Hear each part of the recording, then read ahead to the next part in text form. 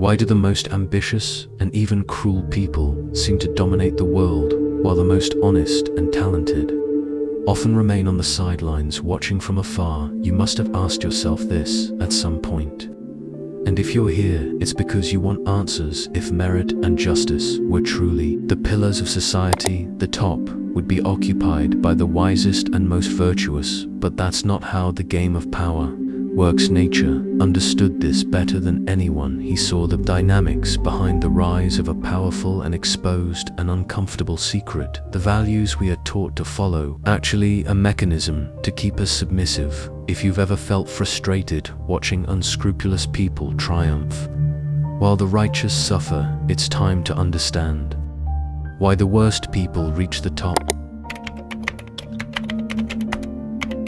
From an early age, we are taught to believe that success is a direct consequence of talent, effort, and morality. Work hard, be honest, follow the rules, and you will be rewarded. But then we grow up and notice something strange. The smartest or most dedicated are not always the ones who reach the top. In fact, more often than not, it is the shrewdest, the ruthless, and even the dishonest who take control. Think about how many companies are run by mediocre leaders while brilliant minds remain stagnant.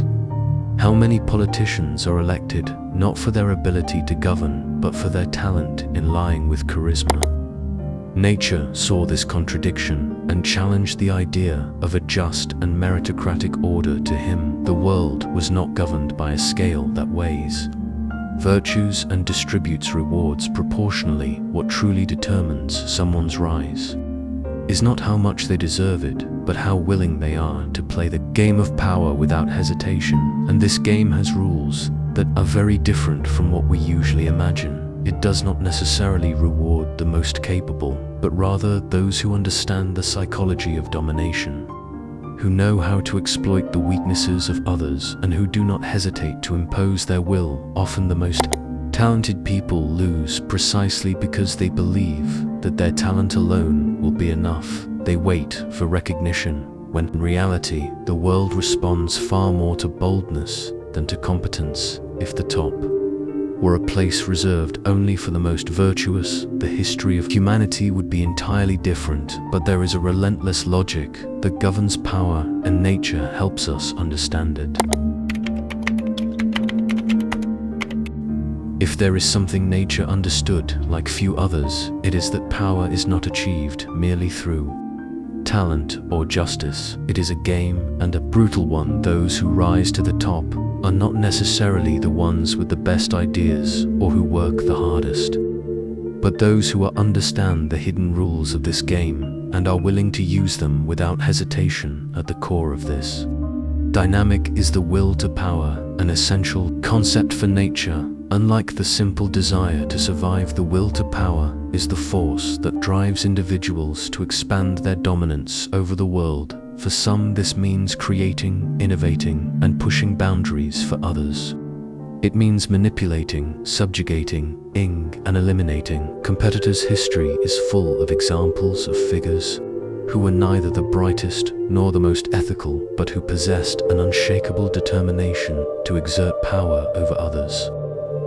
Look around. Politicians, CEOs, religious leaders, most of them are people driven by this intense will to assert their position. They are not afraid to manipulate, to crush obstacles, to turn any situation into an opportunity. These people understand something that many ignore. Power is not given, it is taken, and to take it, being good or just, is not enough. You must know how to impose your will, resist criticism, and understand that many times the morality we are taught is a trap, while some hesitate, trapped in the belief that recognition will come naturally. Those who reach the top act with strategy, and if necessary, without mercy. Nietzsche did not necessarily see this as something bad, but as a fact of life. He understood that the struggle for power is an inherent characteristic of existence, and that ignoring it makes us easy prey for those who are not afraid to play the game. But there is a crucial difference between playing to dominate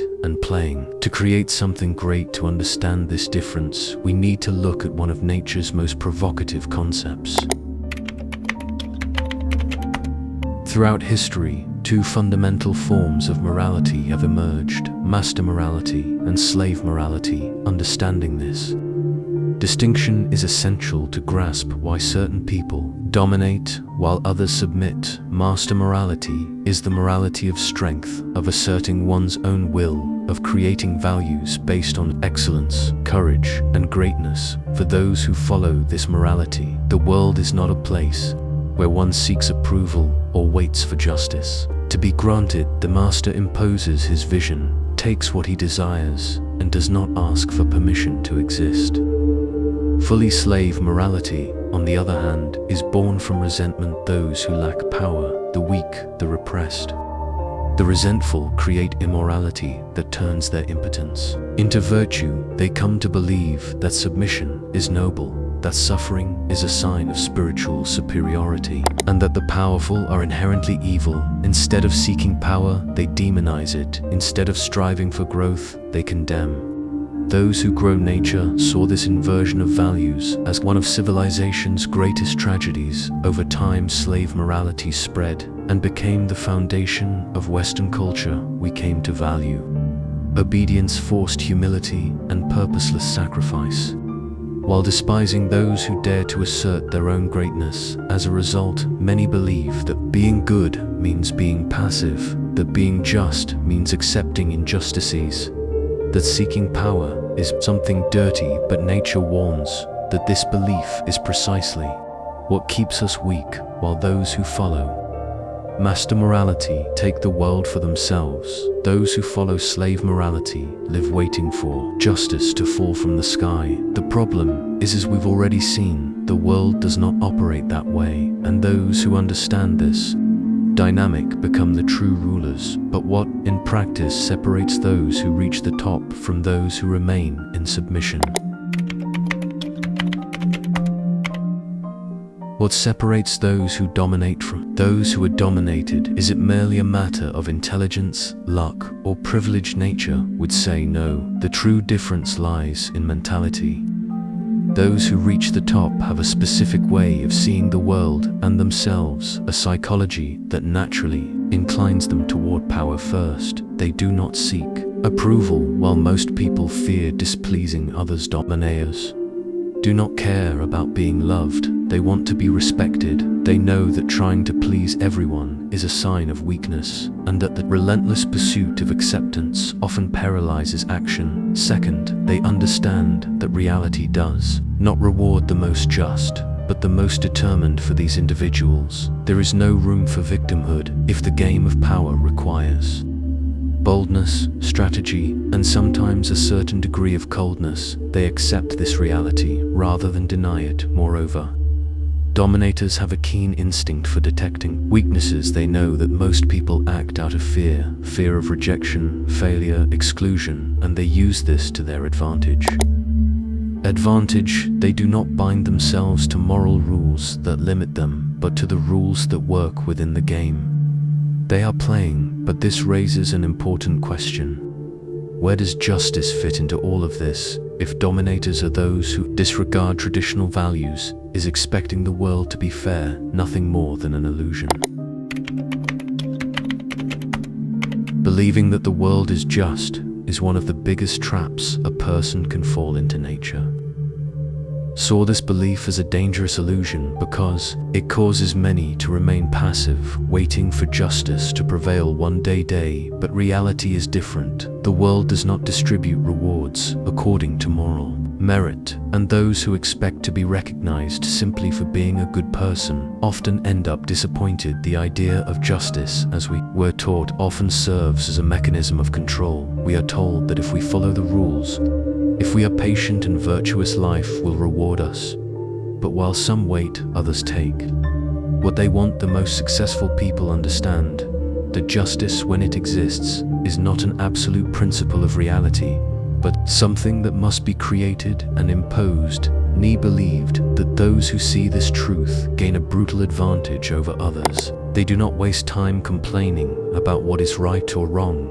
within a system that was already designed to benefit those at the top. Instead, they seek to understand the rules of the game as they truly are: play to win. This does not mean that all forms of morality are irrelevant or that we should abandon any sense of ethics if the game of power favors the most ruthless. Does this mean that being ethical and reaching the top are incompatible, or is there an alternative? Rules of the game as they truly are. Play to win. This does not mean that all forms of morality are irrelevant or that we should abandon any sense of ethics. If the game of power favors the most ruthless, does this mean that being ethical and reaching the top are incompatible, or is there an alternative path? This is the great ethical dilemma. Many believe that the only way to win in this world is to play dirty, manipulating, stepping over others, and ignoring any moral principles. But is that really the only way? Nietzsche did not advocate corruption or gratuitous cruelty. What he criticized was false morality, the kind born out of fear and submission, not genuine strength. He believed that a true leader is not simply someone who exploits others, but someone who uses their will, creatively expanding their power without lowering themselves to petty games. The real question is not about choosing between being good or evil, but between being strong or weak. Those who reach power without corruption are the ones who understand the rules of the game but play differently. They do not become easy prey, but they also do not lose themselves in cynicism. Instead of waiting for the world to recognize them, they create their own path without fear of challenging, but also without the need to destroy for destruction's sake. So how can someone play this game without losing their soul? Is there a balance between power and integrity? The answer is yes. If power belongs to those who dare to take it, that does not mean everyone must become cold and calculating. Not necessarily. There is a way to play the game without losing oneself in it, but this requires clarity, strategy, and a deep understanding of oneself. The first step is to abandon the illusion that being merely good is enough. Integrity does not lie in blindly following imposed rules, but in acting according to one's own will to power, that inner force that drives creation, growth, and autonomy. Instead of rejecting power as something dirty, it must be claimed consciously without falling into resentment or passivity. The second step is to develop an anti-fragile mindset. This means not being shaken by the fear of rejection or the desire for acceptance. Those who are afraid to displease will never lead. Those who seek approval above all else will always be manipulated by those who have no such restraints. Finally, it is essential to choose your own values. Nietzsche did not advocate that everyone should be ruthless, but rather that each person should be strong enough to create and sustain their own path. If you want power without losing your soul, you must define your purpose, your vision, and then play to win, but without becoming a copy of those you despise. The world will not change its rules just because you wish it to, but that does not mean you have to play the game the same way as others.